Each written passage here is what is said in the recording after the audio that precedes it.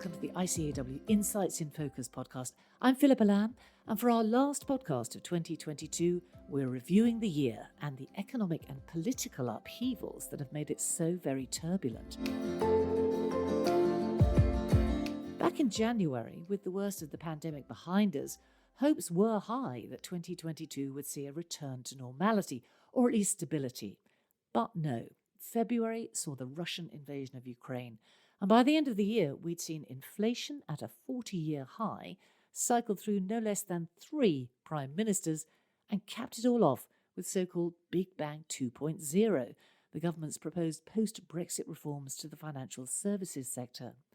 With me to look back at this extraordinary year, I'm joined by Francis Haque, Chief Economist at Santander UK, Iain Wright, ICAEW Managing Director of Reputation and Influence, and David Williamson, Political Editor at the Sunday Express. Francis, David, thanks so much for coming in. Pleasure. Thank you. Iain, is it snowing where you are yet? I'm in Northumberland, Philippa. I'm in God's own country, and yes, it is. It's snowing quite heavily.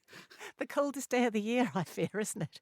It is, and believe me, I can absolutely vouch for that. Well, thanks for joining remotely. I'm glad you didn't have to get on a train. Now, look, in classic financial style, we're going to take the year quarter by quarter. So looking at Q1, Francis, should we start with the state of the economy at the start of the year? I had to, funnily enough, look back at Q1 because so much has happened over this year. So I was looking back at the numbers, and the interesting thing is I think we'd all forgotten about the fact that inflation was already on the rise. So by December, it had already reached 5.5%. And that was partly because actually energy prices were rising. So Ofgem had increased the cap back in October, and that had started the ball rolling. Yeah, interesting. I had forgotten that. Yeah, as well as food prices also were rising at that point as well. So I think whilst we were all expecting higher inflation for 2022, probably not quite where we ended up. No. Now, Iain, you track business sentiment. Where was it back in January? What were the expectations for the year ahead? There was a huge amount of optimism. People were starting the year with a great degree of confidence. It wasn't as high as in Q3 2021. So as you say, we've plotted for quite some time, the best part of 20 years, what does confidence look like amongst our members in business and practice? The highest we'd ever seen in 20 years of the Business Confidence Monitor was in Q3 of 2021. It had come off its peak, but actually people were thinking, as you were suggesting in your opening remarks, we're returning to normal. We're actually going to have a good year based upon domestic sales growth because people who'd been lucky enough to be in work had probably saved an awful lot because they weren't commuting, they weren't having the opportunities to spend, and they thought that that would have been spent throughout 2022. And that links in, I also think, with very much what Francis was saying, that pent-up demand was starting to trail through in respect of higher inflation. Yeah, we were excited, weren't we? And then February 24th happened, David. As you say, the people in the previous year had been talking about, are we now finally going to see the roaring 20s? There had been so much optimism. And really, I think Boris Johnson's election in 2019 had created this situation where it was almost like a new party. And people were talking about how it's very rare a party gets a chance to renew itself while in office. And there was lots of young blood that was in. And people were talking optimistically in Tory circles of at least a decade in power. And then suddenly history returns and just bites people with a vengeance with the invasion of Ukraine. And suddenly it wasn't even a return to Cold War politics. It was like the worst of what we'd seen in Yugoslavia, combined with great power politics. And Boris Johnson's remaining admirers, of which there are a very ardent cohort, say that actually this is one of the key areas alongside the vaccine rollout and the rescuing of the Brexit project that he'll be judged for, because suddenly it's Boris who, to be fair, even before the invasion, had been saying that Europe was facing potentially its greatest security crisis in decades. Francis, initial economic response to that event? Well, it was really the markets. So we obviously, energy prices went through the roof and oil as well, of course. So they were probably the biggest. in terms of the market. Otherwise, I mean, fiscally, we waited until the budget for announcements about how the government were going to help people. And there was an MPC meeting, so that's the Monetary Policy Committee that sets bank rate. There was also a meeting of them in March, and they, at that point also, they raised the rates yet again. First time in a long time.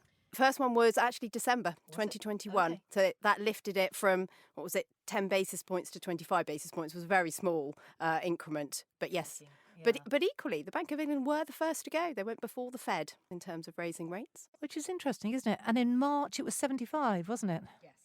Yeah, interesting. Iain, the business response. It's really interesting because if you look back now, at the time it felt significant, and of course it was a massive geopolitical event.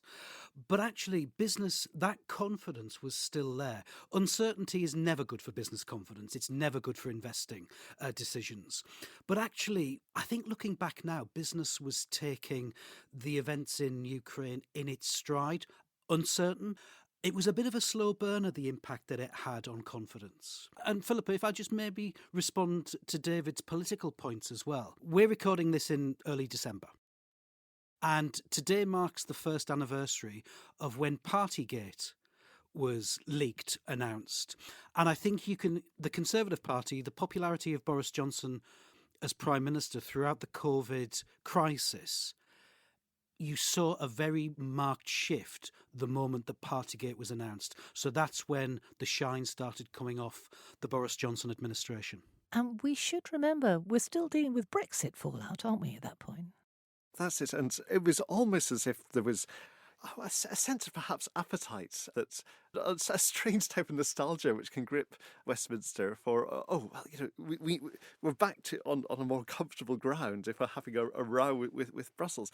And certainly, however, the protocol was a fascinating issue, because it was one of the moments where actually people in Northern Ireland were starting to actually see concrete effects of this new arrangement. And I grew up in Northern Ireland, and friends were telling me that they couldn't import baby clothes that they were ordering on the internet. And I was trying to send a picture frame to my sister who still lives there, and they were like, sorry, we don't do things to Northern Ireland. And it was this sort of thing, hang on, surely this can't be right. And everyone remembers the video that's regularly shared on Twitter of Boris Johnson addressing a group of, I think, business people from Northern Ireland, telling them if anyone asks for some paperwork, just crumple it up and to throw that in the bin.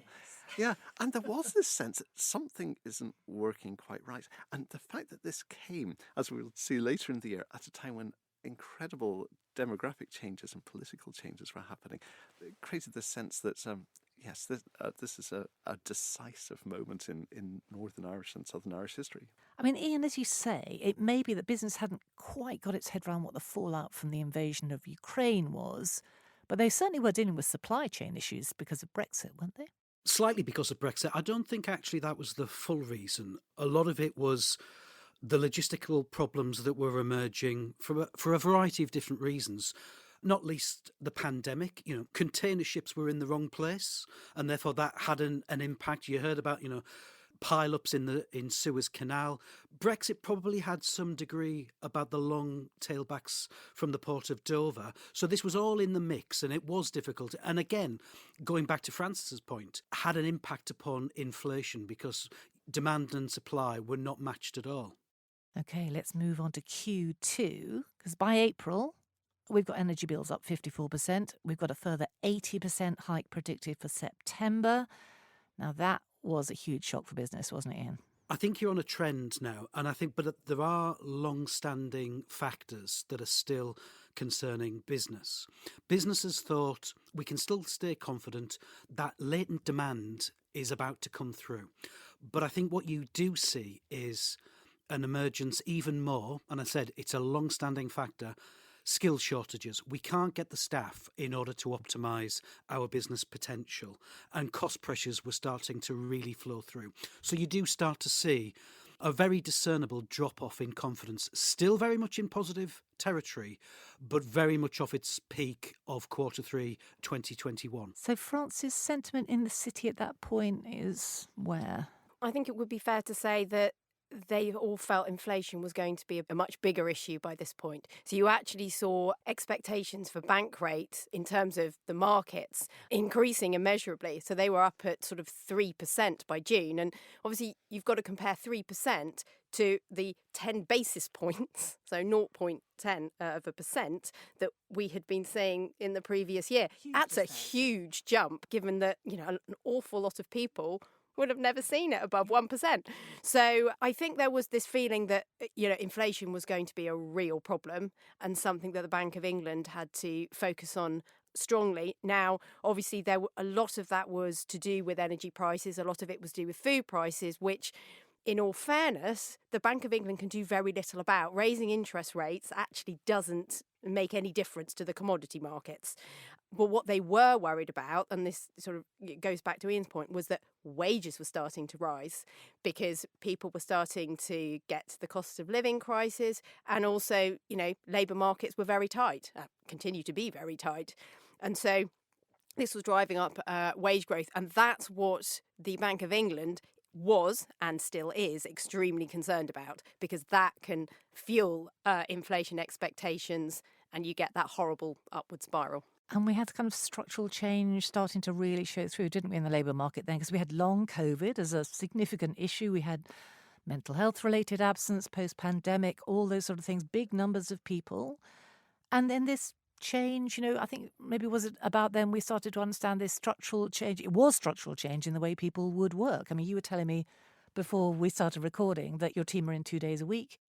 That started to become not a thing we did post-pandemic, but real and forever, didn't it? And you sort of felt that, certainly from my own experience of working with the team, you're trying then to find, well, how do we work best? We want to be productive, of course. We've got all this work to do. And obviously, for a team that has to forecast what's going to happen to the economy, this year has been incredibly busy. So you want to be as productive as possible. But how do you do that in an environment that's quite different? And, it is still the same that when we're in the office together, it is a lot quicker than when we're, obviously we can get together on calls and Teams and Zoom and all the rest of it's great. It's not quite the same as being able to turn your chair around and go, what's the answer? What do you think? Yeah. How does this work? How do you work, David? Do you work remotely? That era has pretty much come to an end because so much of working in political journalism is just the bumping into people in Portcullis House and things, and then we're back in the newsroom on a Saturday as we get the Sunday Express ready, and it is actually a joy just to see people in the flesh again. You realise what you've been missing, and it's always interesting to see how tall people are, which you can't see on Zoom. Yeah. And as you say, in a newsroom, it's that the quick interactions, isn't it? The analysis, the calling on people's knowledge base. Precisely.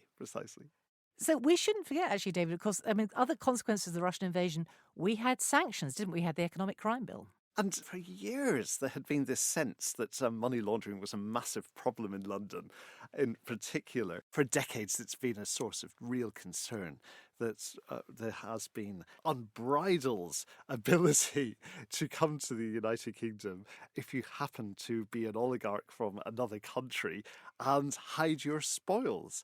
And finally, there's now a political will against the backdrop of Ukraine that this must come to an immediate end. And just thinking globally about that moment, China is obviously still closed at that point. The US, South America, what's happening? In the United States, you have the sense that Joe Biden, and because people haven't been going through the normal summit process, bumping into each other and having the conversations in kitchens and corridors at hotels, there was this sense that the international community wasn't quite wired together in the ways that it sometimes had been, that the personal rapport hadn't been there. And again, fans of Boris would say that actually he was someone who was able to sort of jumpstart the circuitry on the G7 and the G20 and saying that, look, this is a crisis where we actually do have to come together. Now, there are people on the other side of the channel who firmly argue against that and say that Britain's been very successful in selling itself as being the prime mover on that. But I think, the very fact that Boris was so quick to be in Kyiv, and then the response that we later saw from Zelensky whenever his political career was on sharp decline, there was a rapport. And in a world where actually of 24/7 news channels around the world, the sight of this blonde-haired character, one of the most recognisable and idiosyncratic figures that Western democracy has ever seen, there on the streets of a capital that Russia has been trying to conquer, that was soft power in the midst of hard power. And it was a reminder that actually that type of thing does matter. Personality politics, charisma, all that. Exactly. And from Alexander the Great onwards, people have understood the importance of it. Yeah, charismatic leadership. We always talk about it going out of fashion, but it seems to stay, doesn't it? Q3, though, July 7th, events catch up with Boris. Yes, they finally do. And it's fascinating to see, as we describe it here today, we're talking about massive economic challenges and one of the greatest security challenges since the Second World War. And yet what actually brings him down are people who were not household names getting involved in scandals. And it was the drip. I think what's sometimes forgotten is the economics were actually a major source of frustration within the Conservative Party, and the number of people on the sort of centre-right of the Conservative Party onwards who were intensely infuriated by the national insurance rises that were put in. That was just something that would come up in conversation all the time. And there was this sense of, okay, there's the Ukraine, things like that. Yes, we had to get through COVID, but here we are with a majority that many people in the Conservative tribe never thought they would see again in their lifetimes. You remember the excitement that there was in 2015 about that slender majority. Well, here's this what was initially an 80-seat majority, and they're like, well, why aren't we sort of remaking Britain? And everyone looks in their rear mirror and they see Tony Blair. And they think of, wow, how he hit the ground running, independence from the Bank of England, minimum wage, all those things. He's had a long time to plan. He had, well, yes, that's very true. And there was this sense of what's not working here. And I think we can see how that perhaps fed into the scale of the revolution that Mr. Johnson's successor then tried to trigger. Indeed. So, yes, Francis, that's July 7th. Boris Johnson resigns. And what was the city hoping for at that moment? I think, to be fair, they all assumed it would be Rishi Sunak who became Prime Minister. I think we were all taken slightly by surprise when Liz Truss sort of came through. This is September 5th, isn't it? Yeah. So, yeah, very strange. But, of course, it is a small majority of people voting. It's party members who have a particular, bent or view who don't necessarily represent the whole of the UK. So, perhaps it shouldn't have been such a shock to all of us. But I think it would be fair to say that I think everybody assumed it would be Richie. And then it's Kwasi Kwarteng as Chancellor. Another that surprise. Was bizarre. Yeah. Who's that? So city's nervous at that point? Eyebrows were raised, but that doesn't necessarily mean that they're going to be bad at their job. It's going to be a wait and see what happens. But obviously, other events sort of took over. So in the end, I have never experienced the markets being so volatile, and just watching every day, interest rate expectations rise and rise and rise, along with, of course, swap rates. And the reason swap rates are so important is because that's how you set your mortgage rates, and just watching it go and go. And you're thinking, when's this going to stop? But the one thing that really highlighted it to me was the same time that I think bank rate peaked above 6%, so that's where the markets thought bank rate might just peak at over 6%, was the same time that the Prudential Regulatory Authority, which does all the stress testing, the banks are required to do a stress test every year, they put out their scenario, and in their stress test, they had bank rate peaking at 6%. And I looked at it and went, but we already seem to be in this stress. So that was supposed to be the outside margin. Yeah, so that was scary. When was that? Because September 23 was the mini budget, wasn't it? Yes, so it was a bit after that came out. Iain, what did your members say about it at the time? This was the quarter where it really started to hit home that we're in a bad situation that's going to get worse. For a variety of different reasons, the energy prices and the energy cap, were starting to really concern people. There was a real lack of understanding about where will this be. I remember speaking to somebody who ran their business. It was late summer, and their normal average energy bill was £6,000 a year. They were quoting for the following 12 months, £42,000 a year. So that sort of brings it home. And he said to me, I'm just going to shut up shop. I'm going to hand the keys back. And, you can't go on like that. And there was a general sense amongst businesses that, do you know what, at a time when you really need absolute laser-like focus from the government, they've gone away and had a Conservative leadership contest. They're talking to a small number of people rather than what are the issues of the country.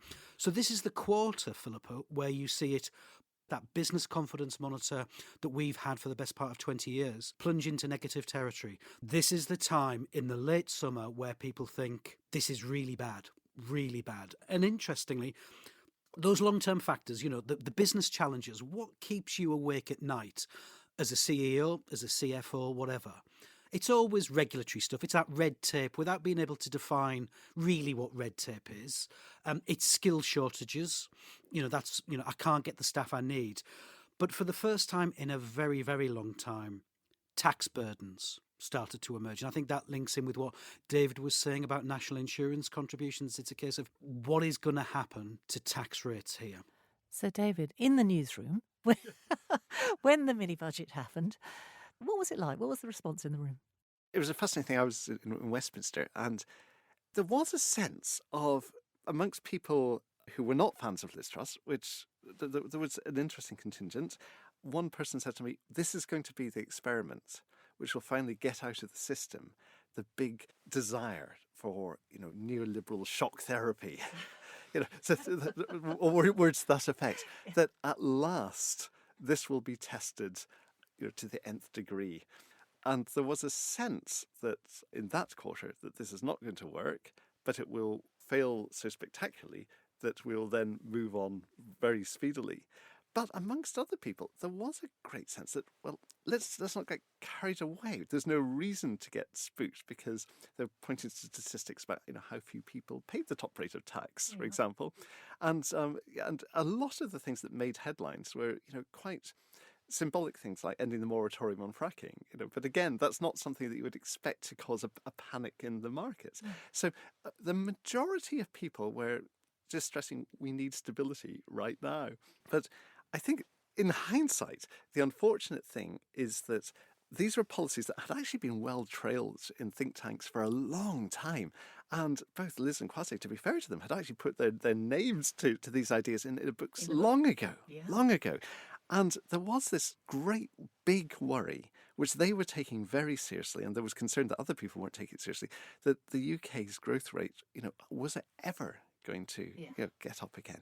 And certainly the long-term fear, and this still does exist, is with an ageing population, a welfare state that's getting more expensive, an NHS which, as we've seen as we're talking today, gets incredible.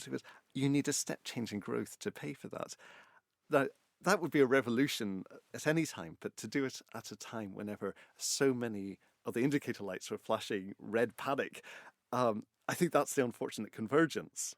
But there are people still today who will happily turn up at any debating society and argue that we shouldn't decide that the experiment and the ideas behind it should be put under 40 feet of lead. It was a timing issue from their point of view. Indeed. So, just to remind ourselves, yes, mini-budget September 23 and moving into Q4 now. By October 14th, Kwasi Kwarteng is sacked. Yes. And Jeremy Hunt becomes Chancellor. And if that was intended to sort of restore political calm, there was a great sense in the press conference, which followed very, very shortly in Downing Street, of just person after person stood up and said, well, Prime Minister, if the Chancellor is going because of this, of these decisions which you take responsibility for, why are you still here? And it was incredibly awkward. It was one of the shortest prime ministerial press conferences. Every journalist asked the same question, didn't they? They did. And when we left the room, there was a great sense that a very serious situation had become possibly unrescuable. Liz Truss, she holds on until October 20th, and then she goes. And then, very rapidly, October 24th, I think it was, wasn't it? Rishi Sunak is elected unopposed. Yes. And the Conservative grassroots really do cling to the concept of party democracy, which is a relatively new thing. And the sense of their leader being taken away, it still does rankle quite a few people.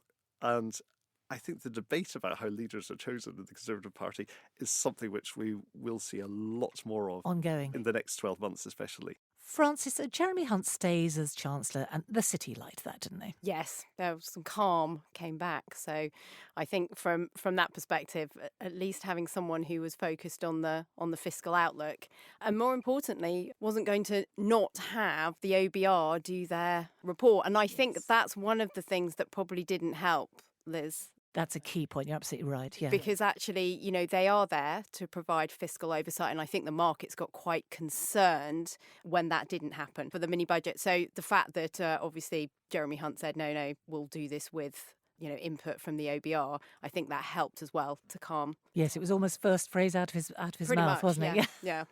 So yes, two seasoned finance professionals, as it were, and at the helm, everything's feeling slightly better. Iain, what are the members saying at that point? In quarter four, we've got the lowest confidence level from our members since the pandemic, and they think that things are going to get a lot worse. And Francis, at this point, we have inflation at a 40-year high. It's 11.1%. Yeah.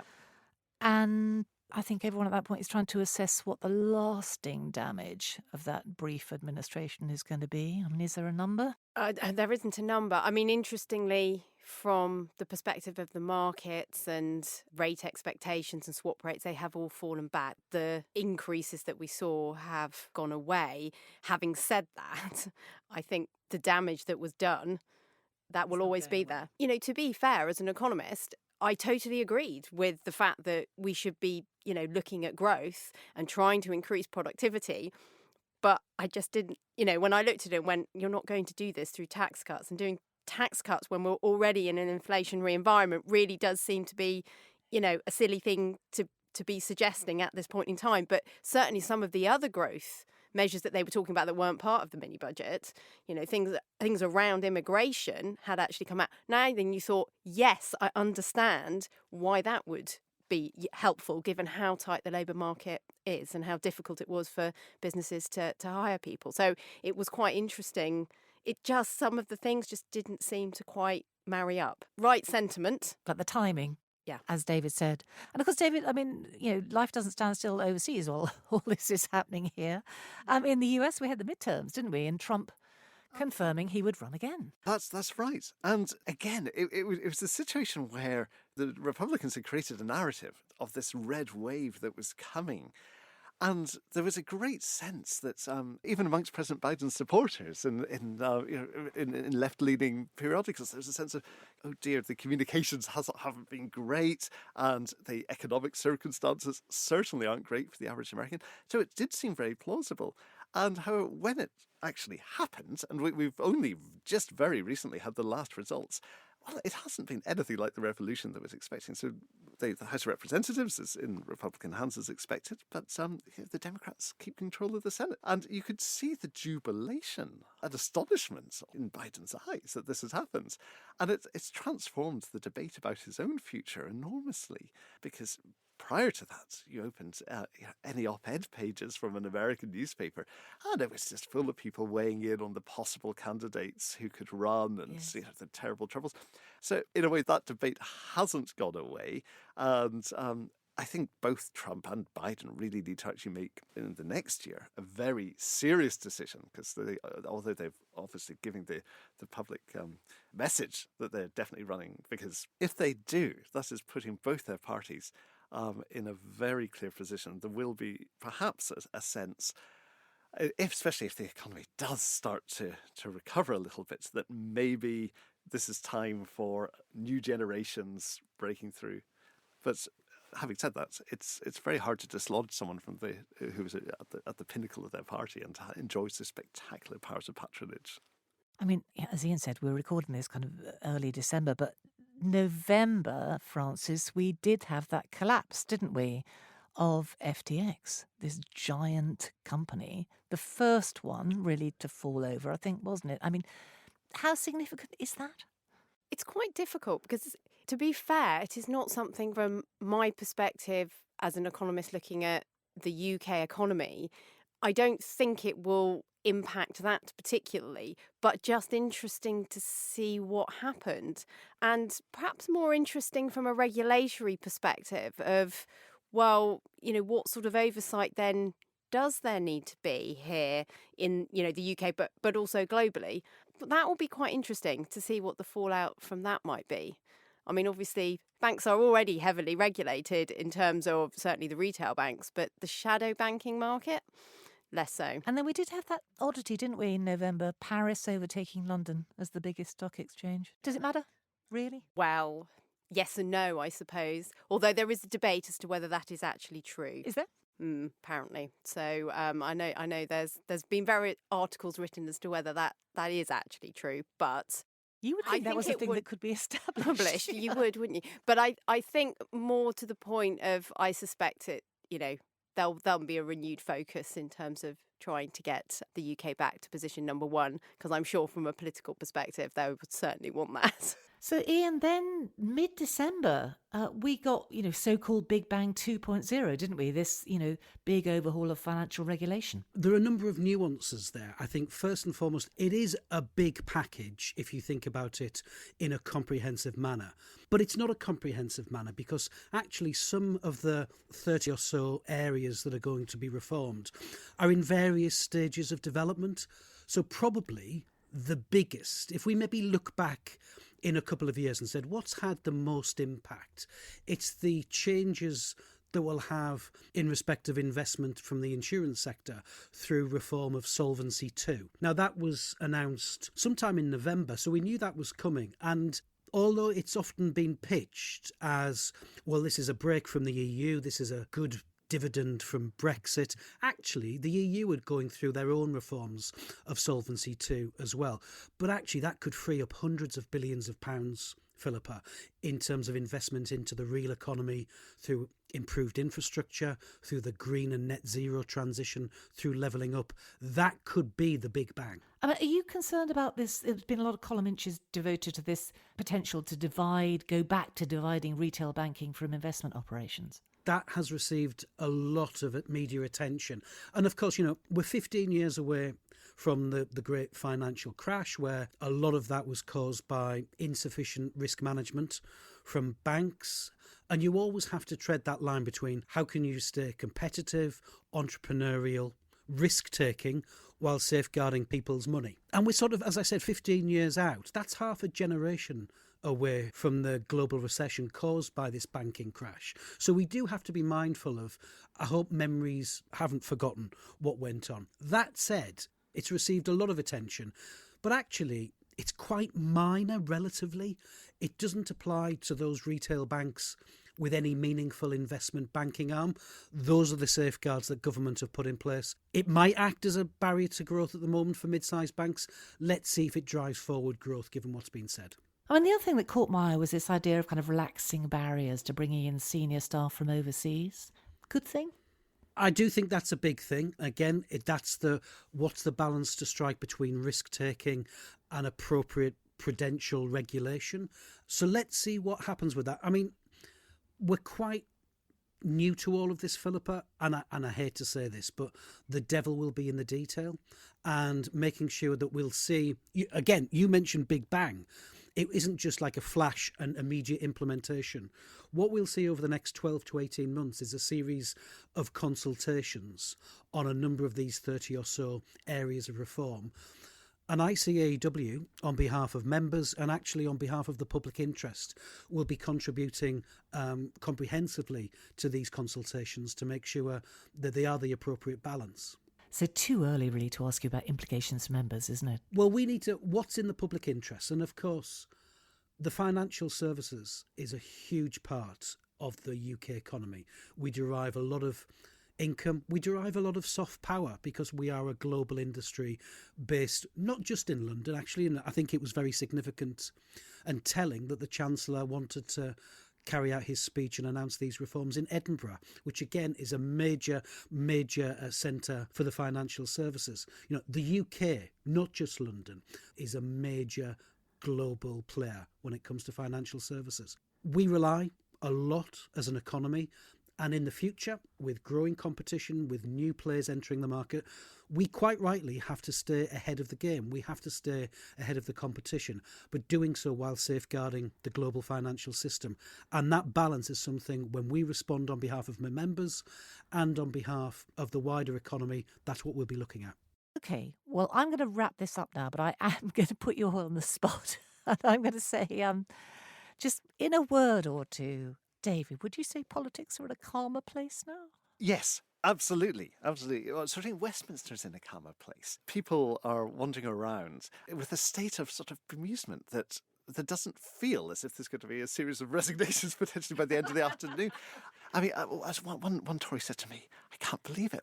We're arguing about wind farmers again. Normality is back.